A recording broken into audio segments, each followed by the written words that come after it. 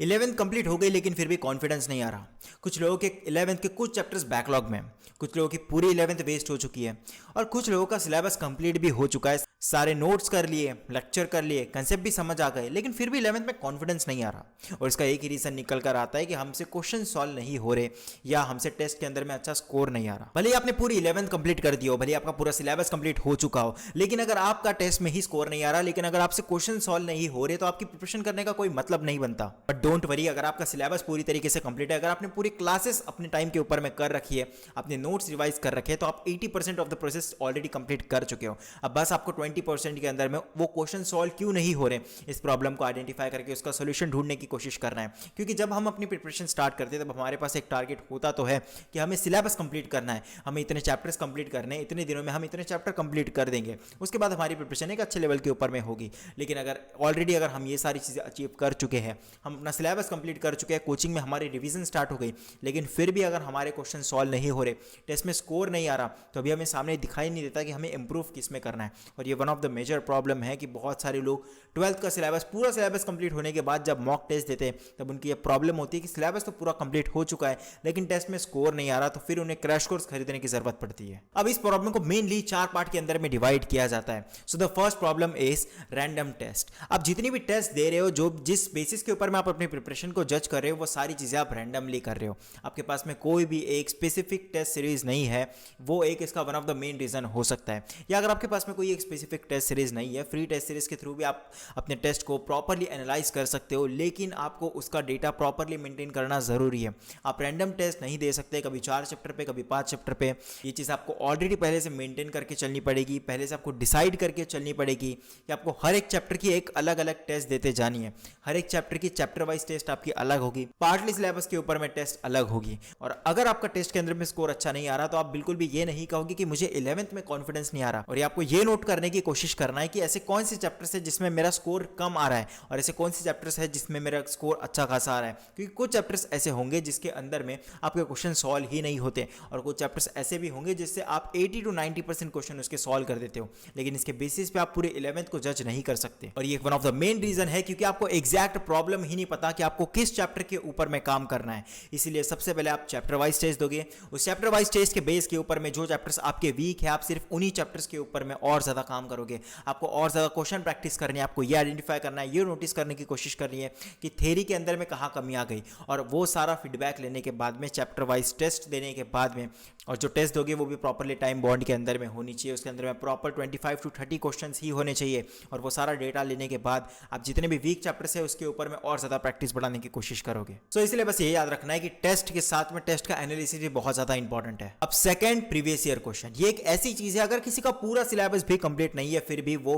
कुछ चैप्टर्स के previous year question करके उसे एक अच्छा खासा कॉन्फिडेंस आ सकता है। भले आपका पूरा सिलेबस कंप्लीट है लेकिन फिर भी आपके टेस्ट में स्कोर नहीं आ रहा, लेकिन अगर किसी ने 6 से 7 चैप्टर्स कंप्लीट कर रखे, किसी के कुछ चैप्टर्स बैकलॉग में, अगर आपको पूरा सिलेबस कंप्लीट है फिर भी आपसे क्वेश्चन सॉल्व नहीं हो रहे, तो आप में बिल्कुल कॉन्फिडेंस नहीं रहेगा। लेकिन वही एक ऐसा एस्पिरेंट जिसके भले 5 से 6 चैप्टर्स बैकलॉग में हो, लेकिन जितने चैप्टर कवर कर रखे हैं उसके अगर प्रीवियस ईयर क्वेश्चन सॉल्व है, अगर वो प्रीवियस ईयर क्वेश्चन उससे सॉल्व हो रहे, तो एक नेक्स्ट लेवल का कॉन्फिडेंस हमें आता है, जिससे हमारे आगे के चैप्टर्स में भी हमें बहुत ज्यादा हेल्प होती है।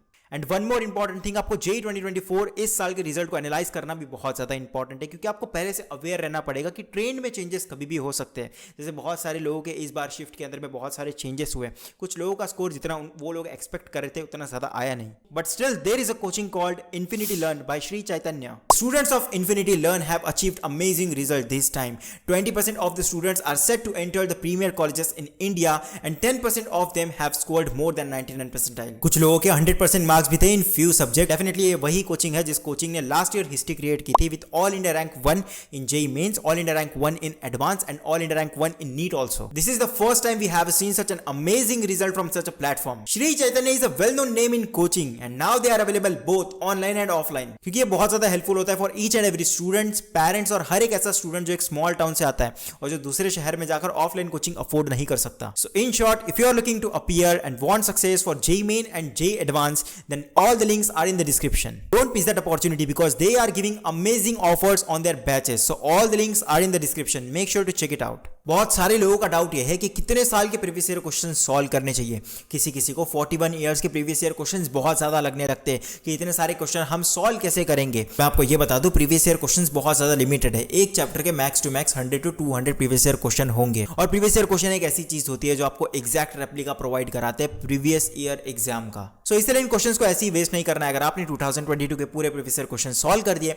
तो नेक्स्ट टाइम आप उसे अपने टेस्ट में इंक्लूड नहीं कर सकते, क्योंकि ऑलरेडी आपको पता होगा कि वो क्वेश्चन को सॉल्व कैसे करना है। और मैं हमेशा यही रिकमेंड करता हूं कि प्रीवियस ईयर क्वेश्चन को प्रैक्टिस के लिए यूज करने से ज्यादा बेटर होगा कि आप उसे टेस्ट देने के लिए यूज करें, क्योंकि वो आपको एग्जैक्ट लेवल प्रोवाइड कराता है जेईई मेंस लेवल की। सो अगर आपको किसी चैप्टर को जज करना है तो आपका benchmark definitely previous year questions ही होने चाहिए। नाउ थर्ड रीजन जिससे आपका 11th में कॉन्फिडेंस नहीं आ रहा वो है रिवीजन। अब रिवीजन एक ऐसी चीज है जो 80% जेईई एस्पिरेंट्स तो करेंगे ही नहीं, और जो 20% बचे कुछ एस्पिरेंट्स कर भी रहे हैं वो भी गलत मेथड यूज करके रिवीजन कर रहे होते हैं। बहुत सारे लोग तो ये सोचते हैं कि पहले पूरा सिलेबस कंप्लीट कर ले उसके बाद हम अपनी रिवीजन स्टार्ट करेंगे। रिवीजन का मतलब सिर्फ थ्योरी रिवाइज करना बिल्कुल नहीं होता कि आप अपने लेक्चर के नोट्स खोलकर बैठ गए, आप उसमें से सारी चीजें रिवाइज कर रहे हो, ये बिल्कुल नहीं होता। जैसे कि मैं आपको हर बार बताता हूँ, एक टाइम के बाद में जितने भी आपके लेक्चर नोट्स है, जितने भी आपके नोट्स है, वो यूजलेस हो जाएंगे। जो भी थ्योरेटिकल पार्ट है आपको वो चैप्टर रिवाइज करना है तो आपको उसके क्वेश्चन के थ्रू ही उसे रिवाइज करना होगा।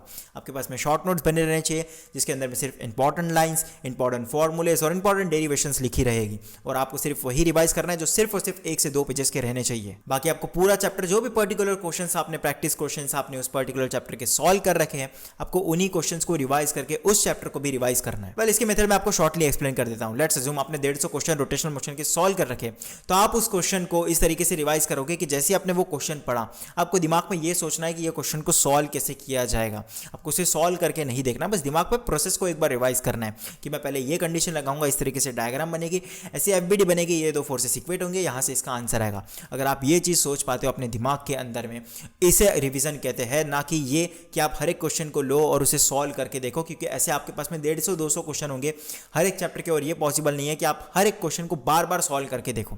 आपको बस दिमाग में सोचना है कि ये क्वेश्चन की प्रोसेस क्या है, ये क्वेश्चन की स्टेप्स क्या रहेगी और मैं इसे सॉल्व कैसे करूंगा। और ये भी मेक श्योर करना कि आप वो 150 से 200 सॉल्व्ड क्वेश्चन को टॉपिक वाइज याद रखोगे, मतलब 10 टॉपिक होंगे और उस 10 टॉपिक के 150 से 100 क्वेश्चंस होंगे। और ये भी मेक श्योर करना कि वो 150 प्रैक्टिस सॉल्व्ड क्वेश्चन को आप टॉपिक वाइज याद रखने की कोशिश करोगे, मतलब 10 टॉपिक हो गए और उसके ऊपर में आपको 150 से 100 प्रैक्टिस क्वेश्चन बनाकर दे रखे होंगे, तो आपको उसे टॉपिक वाइज याद रखने की कोशिश करना है कि इस पर्टिकुलर टॉपिक से मैंने ये 10 क्वेश्चन सॉल्व कर रखे, इस टॉपिक से ऐसे ऐसे क्वेश्चन बन सकते हैं। रिवीजन की ये मेथड आपके लिए गेम चेंजर प्रूफ हो सकती है। अब आ जाते हैं हमारे लास्ट पॉइंट के ऊपर में, वो है एक्स्ट्रा रिसोर्स। आप सिर्फ लेक्चर देख रहे हो, नोट्स रिवाइज कर रहे हो और उसी के क्वेश्चन सॉल्व कर रहे हो, इतना इनफ नहीं होता। अगर आपका गोल जेईई मेंस में 99 परसेंटाइल लाना या एडवांस के अंदर में एक अच्छी रैंक लाना है तो इतना रिसोर्स सफिशिएंट नहीं होता। इसी के साथ आपको आपके कोचिंग के मॉड्यूल्स या एक्स्ट्रा रिसोर्स जैसे कि कुछ रेफरेंस बुक हो गई, आपको ये सारी चीजें भी पैरेलली सॉल्व करनी है। ज्यादातर तो मैं यही रिकमेंड करता हूँ कि जो भी आपके कोचिंग के मॉड्यूल्स है आप उसी को फॉलो करो, क्योंकि मॉड्यूल्स जो है वो थोड़े बेटर ऑर्गेनाइज होते हैं as compare to reference book, क्योंकि वो स्पेसिफिकली आपके जेईई को ध्यान में रखकर बनाए जाते हैं। लेकिन वही कुछ कोचिंग या कुछ ऑनलाइन प्लेटफॉर्म के मॉड्यूल उतने ज़्यादा सफिशिएंट नहीं होते। उस केस में मैं आपको